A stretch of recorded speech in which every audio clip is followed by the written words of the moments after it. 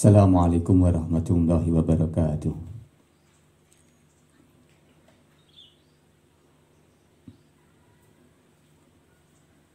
Al-Fatihah ila Sayyidina Rasulillah Muhammadin sallallahu alaihi wasallam wa li jami'i ihwani minal anbiya wal mursalin wal awliya wa sahbihi wa sahabati wa tabi'in wal ulama amilin wa musyrifin al muhlisin wa jami'il malaikatil muqarrabin bisan jalina syahmil badal jalana sanila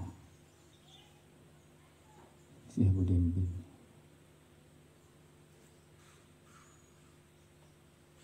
Musannif hadal kitab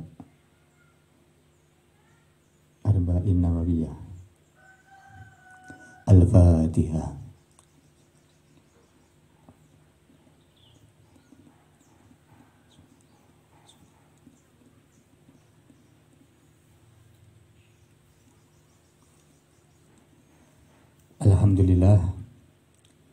Alhamdulillahi hadana bi'abdil mukhtari man da'ana. Ya Rabbana sholli wa sallim daima ala man ilaika da'ana.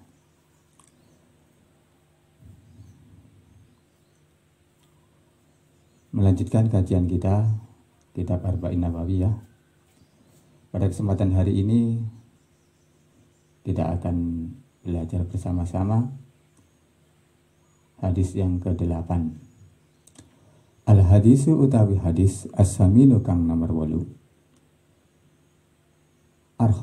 Al-hurmatul muslimi iku ing dalam nerangake keharamane muslim. Bab ke-8, hadis ke-8 ini menerangkan kehormatan seorang muslim. Ada seorang muslim itu haram dibunuh. Qala musannifu rahimakumullah.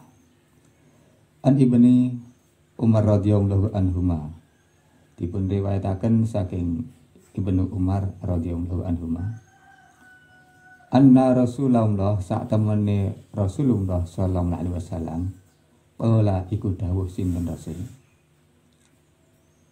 umirtu den perintah sapa kawula, ay amaronillah, tegese Allah perintah datang Kanjeng Rasul. Perintahipun an uqatila ing yen to merangi sapa kawula,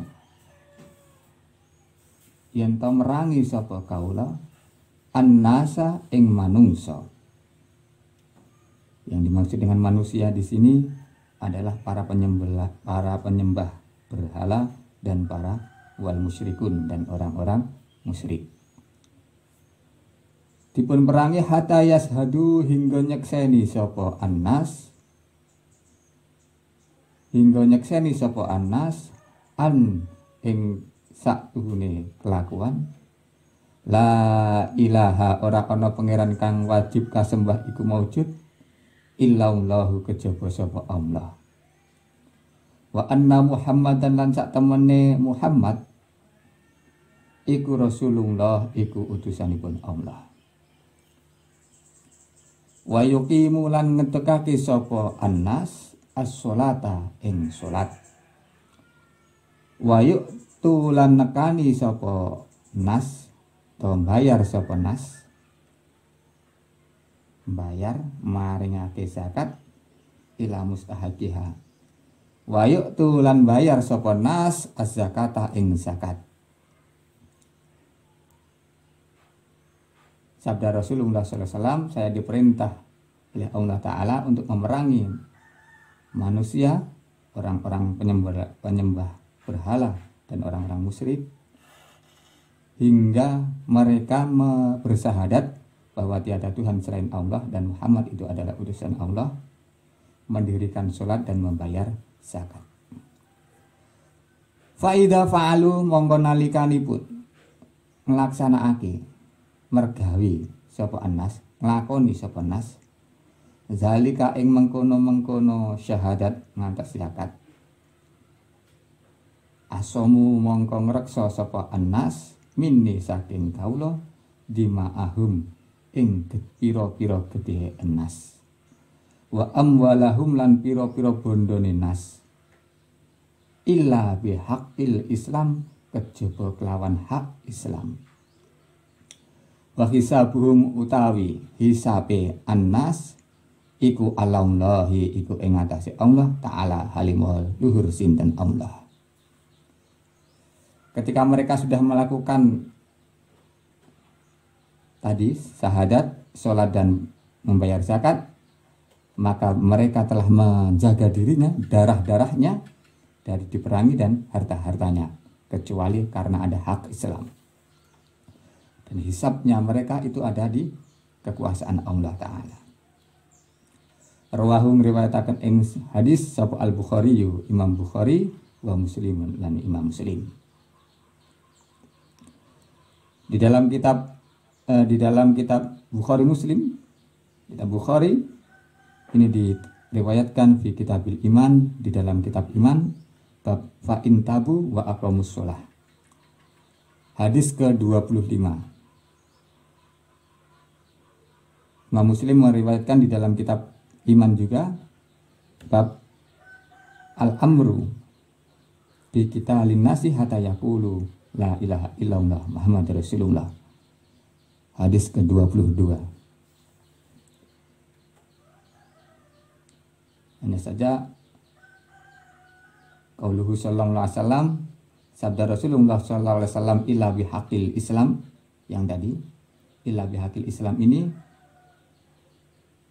diriwayatkan oleh Imam Bukhari saja, sedangkan Imam Muslim tidak meriwayatkan ini.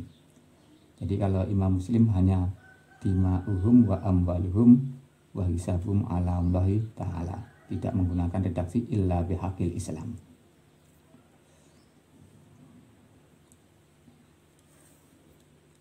Hadis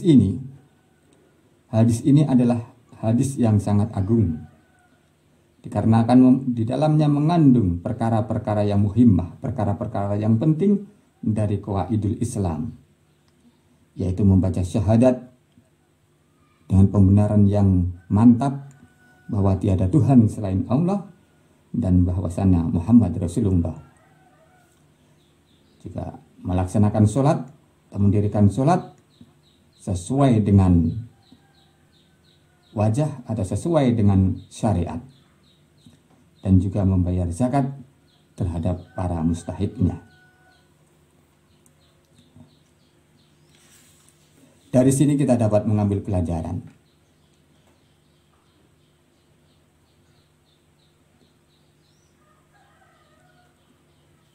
Yang pertama,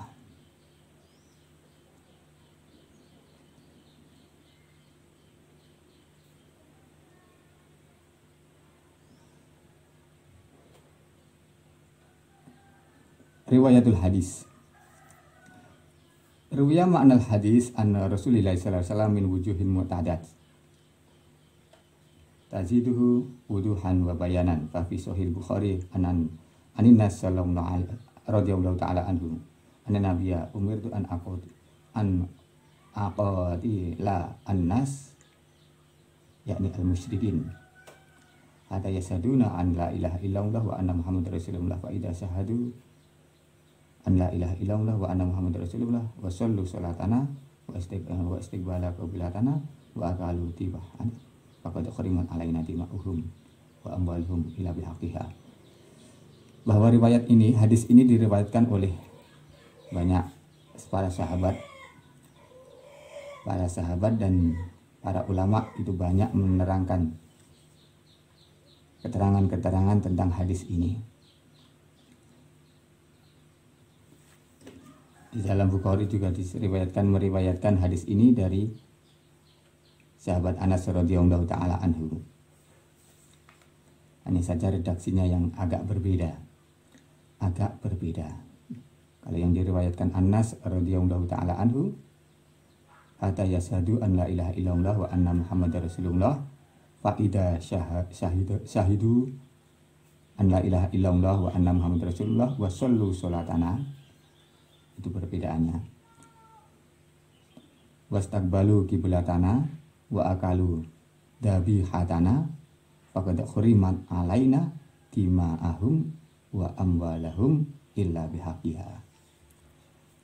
Faqad khurimat alaina dima'uhum wa amwaluhum illa bihaqqiha.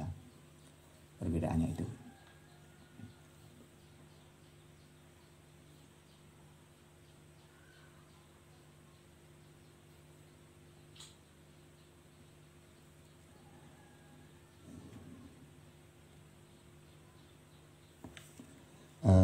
Imam Ahmad juga meriwayatkan hadis ini dari Mu'ad ibn Jabal radhiyallahu ta'ala anhu.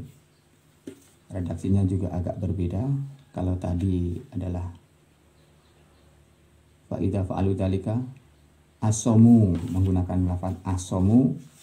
Kalau Imam Ahmad ini dua, iktasomu awi somu awi asomu di ma'ahum. Terus kalau tadi wahisabuhum alallahi ta'ala, kalau Imam Ahmad wahisabuhum alallahi azza wa jalla. Pelajaran yang kedua yang dapat kita ambil dari hadis ini yaitu al-iktisar ala nutqi bi syahadataini ka fil ismatin nafsi wal mal. Dari sini kita juga dapat mengambil pelajaran bahwa dengan syahadat, dua kalimat syahadat ini, dengan mengucapkan dua kalimat syahadat ini, maka cukup bagi seseorang untuk dijaga nafsunya, jiwanya, atau tidak dibunuh atau tidak diperangi, dan juga tidak dirampas hartanya. Wa min sabit as-sabit anna Rasulullah sallallahu alaihi wasallam kana yaqbalu man min kulli man ja'ahu yuridu al-islam syahadatain faqad. Bahwa dari sini dapat kita ketahui bahwa Rasulullah sallallahu alaihi wasallam itu menerima seseorang, setiap orang yang datang kepada beliau yang menginginkan Islam dengan cara hanya mengucapkan dua kalimat syahadat saja. Baik somu dima'ahu bidzalika. Dan Rasulullah sallallahu alaihi wasallam itu menjaga darahnya, dalam artian tidak dibunuh, tidak diperangi, dengan mengucapkan dua kalimat syahadat dan menghukumi dia dengan hukum seorang muslim.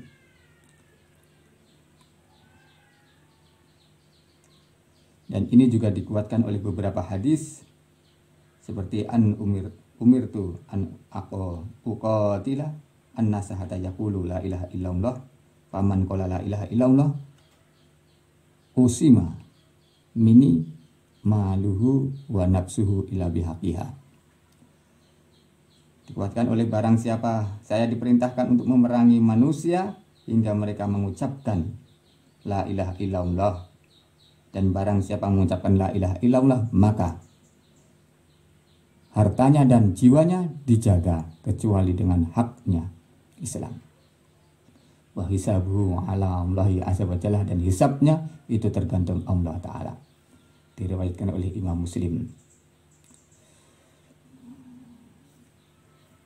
Dari sini tidak ada pertentangan sama sekali di antara hadis-hadis yang lainnya, bahwa sesungguhnya mujarrad hanya dengan mengucapkan dua kalimat syahadat, manusia insan itu sudah dijaga ke Islam, dijaga jiwanya, tidak diperangi, dan hartanya, dan dihukumi dia menjadi seorang yang muslim.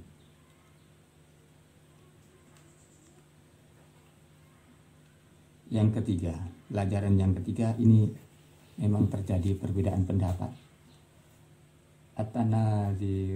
At-tanaziru baina Abi Bakar wa Umar radhiyallahu taala anhuma. Dahulu ada perbedaan pendapat. Terdapat perbedaan pendapat antara Sayyidina Umar dengan Sayyidina Abu Bakar As-Siddiq di dalam hal memerangi orang-orang yang tidak membayar zakat, di dalam memerangi orang-orang yang tidak membayar zakat.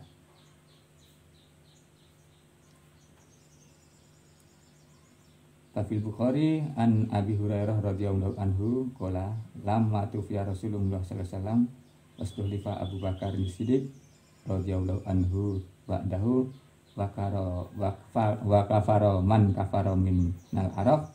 Faqala Umar radhiyallahu anhu li Abi Bakar kaifa tuqatilu annas wa qad qala Rasulullah sallallahu umirtu an qatila annas hatta yaqulu la ilaha illallah. Amman qala la ilaha illallah faqad usima minni maluhu wa nafsuhu illa bihaq wa hisabu ma'alallahi azza wa jalla.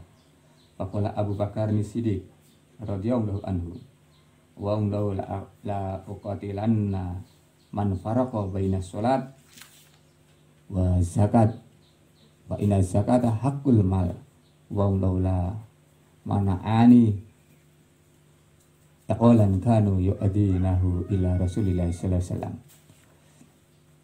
Bahwa diceritakan sesudah wafatnya Rasulullah sallallahu alaihi wasallam dan Abu Bakar Siddiq itu menggantikan Rasulullah sallallahu alaihi wasallam. Ini banyak ada orang-orang yang dahulunya Islam ketika zaman Rasulullah itu berubah menjadi kafir, orang-orang Arab.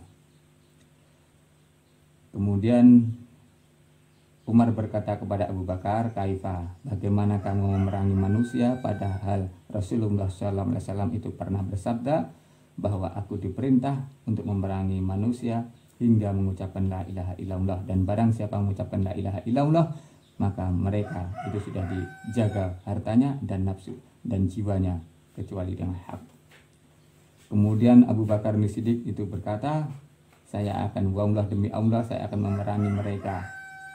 Man farraqa bainal Islam, barang memerangi orang-orang yang memisah antara sholat dan zakat. Karena zakat itu adalah hak mal, haknya harta. Selanjutnya yaitu Umar berkata, wallah ma huwa illa an ara'aitallaha qad sarha sadra Abi Bakr al-Muqaddam. Selanjutnya Umar itu mengalah bahwa dia mempunyai pandangan bahwa Allah Ta'ala itu sudah memberi kelapangan dada kepada Abu Bakar Siddiq. Pelajaran yang keempat yang dapat kita ambil dari hadis ini yaitu hukum orang yang meninggalkan semua rukun Islam. Hukmu man taraka jami'a arkanil Islam wa hukmu man taraka jami'al arkanil Islam idza kanu jama'atan lahum man'at ayuqatilu alaiha. Barang siapa, hukum orang-orang yang meninggalkan semua rukunnya Islam dan mereka itu dalam satu jamaah, maka mereka itu diperangi. Seperti hanya orang-orang yang diperangi karena meninggalkan sholat dan membayar zakat, yang tidak membayar zakat, meninggalkan sholat dan tidak membayar zakat. Seperti hanya riwayat yang diriwayatkan oleh Abi Syihab radhiyallahu anhu bahwasanya Abu Bakar Siddiq itu mengutus Khalid bin Walid radhiyallahu anhu dan untuk memerangi manusia karena meninggalkan ala khamsin. Faman taraka wahidan min khamsi faqatiluhum 'alaiha. Barang siapa meninggalkan salah satu dari 5 rukun 5 Islam yang 5, maka mereka akan diperangi.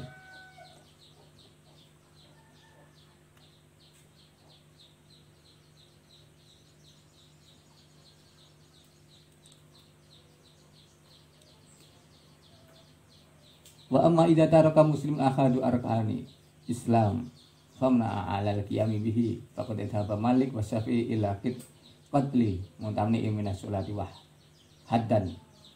Sedangkan barang siapa yang meninggalkan salah satu rukun Islam atau tidak mau melaksanakan salah satunya, maka Imam Malik berpendapat dan Imam Syafi'i berpendapat bahwa mereka diperangi bukan karena kafir tetapi karena menjadi had meninggalkan sholat.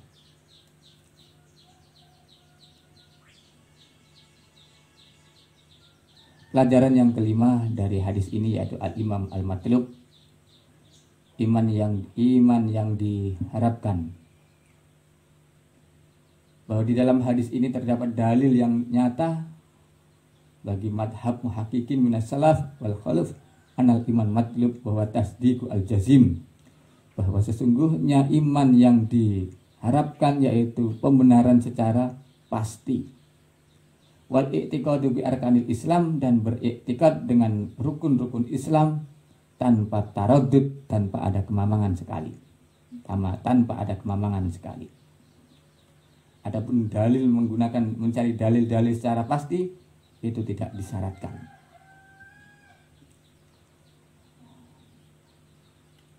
Yang keenam, pelajaran yang dapat kita ambil dari kata lafadz illa bihaqiha, dari lafadz illa bihaqil Islam, sabaqa anna Abu Bakar As-Siddiq radhiyallahu taala istambata min hadil haq iqamatis shalah wa ita'iz zakah wa minal ulama iman istabata minhu fa isyam wal haji aidan. Dari ini kita dapat mengetahui bahwa haknya Islam ketika meninggalkan salah satu dari rukun-rukun Islam ini diperangi. Ini menurut pendapatnya Abu Bakar As-Siddiq radhiyallahu taala tadi.